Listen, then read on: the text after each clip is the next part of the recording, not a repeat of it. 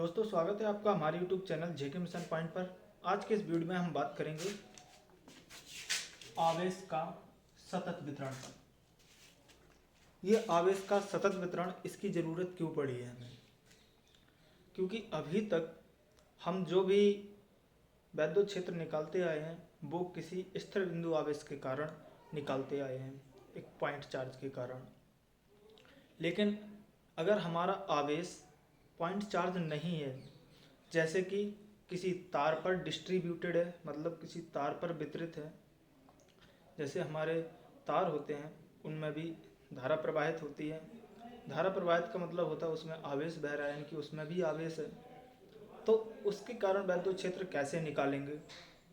मान लीजिए कोई हमारे पास एक सरफेस है, एक पृष्ठ है, उस पर आवेश है, तो उसके कारण वैद्युत क्षेत्र कैसे निकालेंगे? मान लीजिए कोई गोला है हमारे पास और उस पर आवेश है, तो उसके कारण वैद्युत क्षेत्र कैसे निकालेंगे? उन सब को निकालने के लिए हमें आवेश के सतत वितरण की ज़रूरत पड़ी और इसी को यूज करके गॉस ने एक गॉसियन पृष्ठ बनाया और जो जिस पर भी वितरित है उसके चारों ओर एक गॉसियन पृष्ठ खींचकर और वैद्युत क्षेत्र की तीव्रता निकाल लेते हैं। ठीक है, तो अब हम सबसे पहले आवेश का सतत वितरण पढ़ते हैं कि मान लीजिए कि किसी तार पर आवेश का वितरण है, यानी कि ये रेखीय अवस्था में किसी रेखा पर वितरित है आवेश। ठीक है, तो यहाँ पे मैं पहले लिखता हूँ पहला पॉइंट, रेखीय आवेश घनत्व।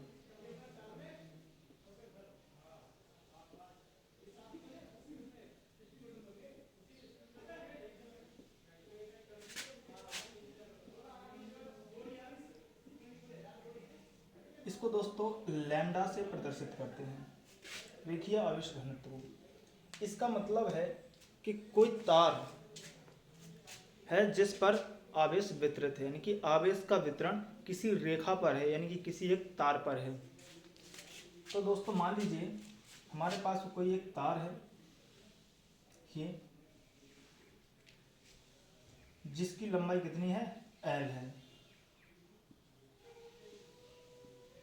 और इस पर आवेश है, टोटल आवेश इस पर है Q।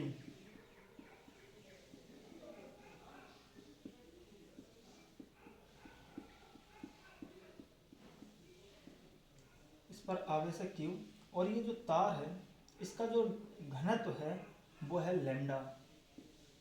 ठीक है, तो ये जो लैम्डा होगा या हमारा जो आवेश होगा वो किस तरीके से इसका रेखीय आवेश घनत्व निकालते हैं इन तीनों को यूज करके। तो उन्होंने एक तरीके से परिभाषा दी है कि एकांक लंबाई में वितरित आवेश की मात्रा को लैम्डा यानी कि रेखीय आवेश घनत्व कहते हैं।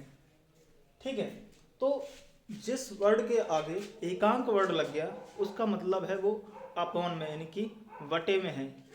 जैसे यहाँ इसकी परिभाषा से ही हम इसका फॉर्मूला निकाल लेते हैं। जैसे एकांक लंबाई में वितरित आवेश की मात्रा को हम क्या बोलते हैं, रेखीय आवेश घनत्व। दोस्तों इसका मात्रक क्या होगा, इसका जो मात्रक होगा वो होगा कूलाम पर मीटर, कूलाम पर मीटर। इसी तरीके से ये तो मान लीजिए किसी लंबाई पर किसी रेखा पर आवेश वितरित हो गया है। अब मान लीजिए किसी पृष्ठ पर आवेश वितरित है, यानी कि किसी एरिया में डिस्ट्रीब्यूटेड है वो, तो उसको हम कैसे निकालते हैं? ठीक है, तो हम बात करेंगे पृष्ठ आवेश घनत्व पर। पृष्ठ आवेश घनत्व दूसरा पॉइंट, पृष्ठ आवेश घनत्व।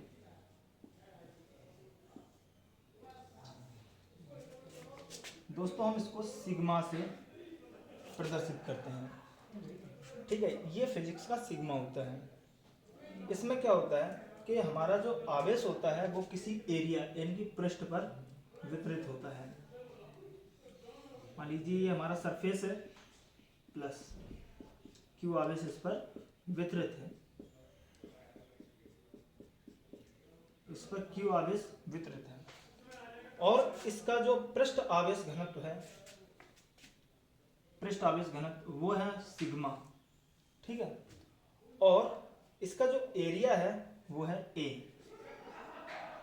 तो इस तरीके से हम सिग्मा को कैसे निकालेंगे वो चीज देख लेते हैं। तो सेम इसी के तरीके से निकालते हैं। जो इसकी डेफिनेशन है वो क्या है कि एकांक क्षेत्रफल में वितरित आवेश की मात्रा को पृष्ठ आवेश घनत्व बोलते हैं। दोस्तों इसको क्षेत्रफल आवेश घनत्व भी बोला जाता है। तो यहाँ पे इसकी जो डेफिनेशन है उसके अनुसार से इसका फॉर्मूला हम निकाल लेते हैं। तो एकांक क्षेत्रफल में मैंने आपको बताया था कि जिस वर्ड के आगे एकांक लग जाता है वो बटे में आ जाती है, यानी कि अपॉन में आ जाती है। तो एकांक क्षेत्रफल में वितरित आवेश की मात्रा वो क्या कहते हैं, सिग्मा, यानी कि पृष्ठ आवेश घनत्व। दोस्तों इसका जो मात्रक होता है वो क्या होता है, कूलम पर मीटर स्क्वायर, क्योंकि जो आवेश है उसका मात्रक कूलम हो जाएगा और जो एरिया है उसका मात्रक मीटर स्क्वायर हो जाएगा। तो इस तरीके से कूलम पर मीटर स्क्वायर इसका मात्रक हो जाता है। दोस्तों अब हम बात करेंगे आयतन आवेश घनत्व पर। तीसरा जो वर्ड आता है हमारा, तीसरी जो डेफिनेशन आती है वो आती है आयतन आवेश घनत्व। आयतन आवेश घनत्व, इसको दोस्तों हम रो से प्रदर्शित करते हैं, रो, ठीक है। चलो इसको मिटा देते हैं।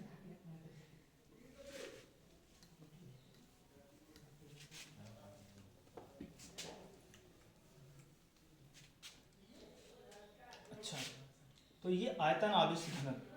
अब आयतन हमारा वॉल्यूम होता है। तो मान लीजिए कोई गोला है हमारे पास, ठीक है, इस तरीके से हमारे पास कोई गोला है जिसका आयतन कितना है v, और इसका जो आयतन आवेश घनत्व है वो है इसका रो, ठीक है, रो। अब इस पर जो आवेश की मात्रा है वो आवेश की मात्रा कितनी है, q।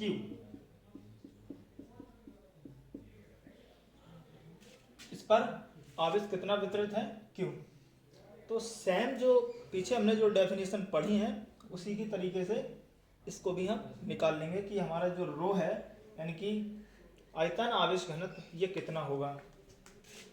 तो यहाँ से सेम डेफिनेशन वैसी ही है कि एकांक आयतन में वितरित आवेश की मात्रा को हम आयतन आवेश घनत्व कहते हैं। ये आयतन आवेश घनत्व हो जाता है। इसका जो मात्रक होगा वो होगा कूलम पर मीटर क्यूब।